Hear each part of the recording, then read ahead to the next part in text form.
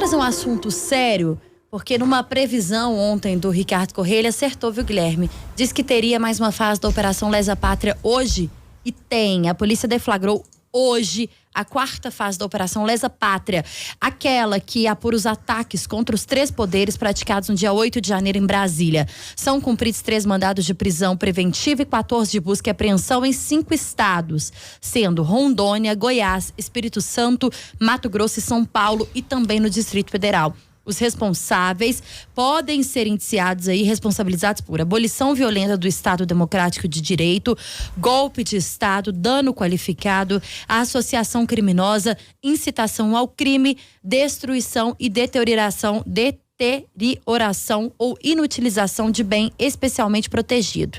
A Operação Lesa Pátria é tratada pela Polícia Federal como permanente.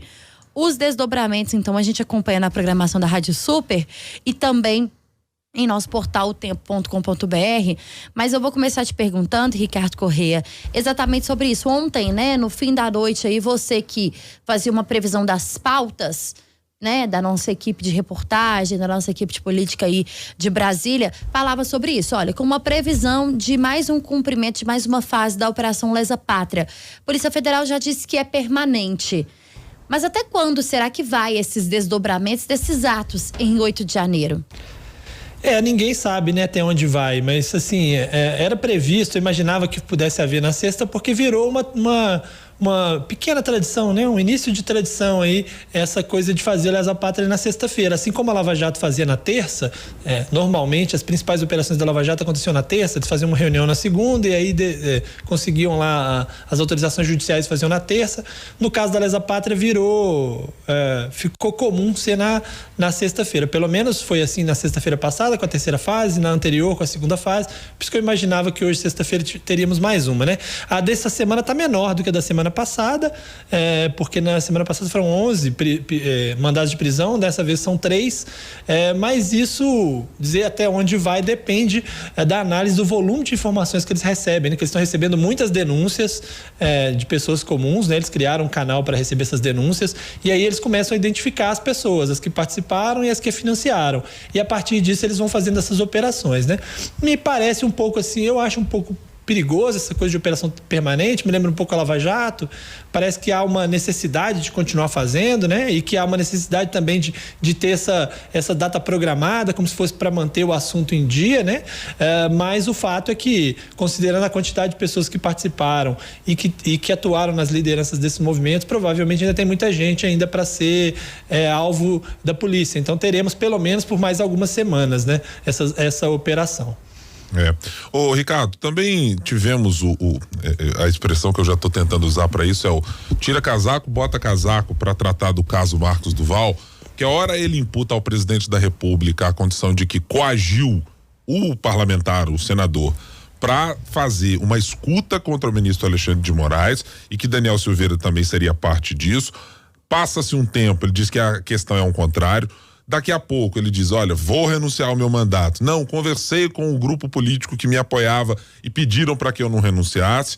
Aí a gente traz os áudios da entrevista mostrando exatamente o que ele disse. Olha, isso foi organizado com a anuência do presidente da República, então presidente Bolsonaro, com o GSI, com tudo mais. No saldo final de tudo isso, tem um depoimento à Polícia Federal. Como é que saímos desse dia de ontem na sua avaliação sobre esse caso Marcos Duval?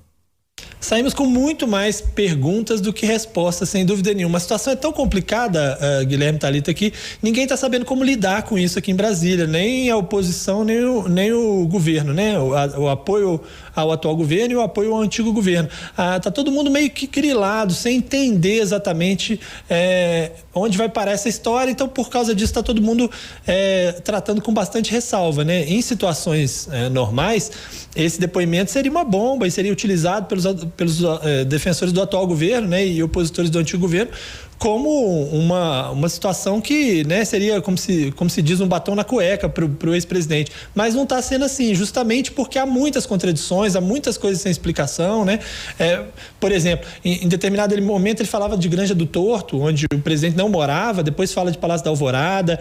Há dúvidas sobre a data da reunião, se de fato Daniel Silveira estava em Brasília mesmo naquela data. Então, assim, já há um levantamento de que ele poderia não estar naquele dia mais em Brasília. Ao mesmo tempo, o Flávio Bolsonaro disse que a reunião aconteceu. Há essa dúvida, como você disse, em determinado momento ele fala que foi o Bolsonaro que disse, em outro ele diz, foi o Silveira que disse, mas o Bolsonaro assentiu, em outro ele diz, não, o Bolsonaro só ficou calado.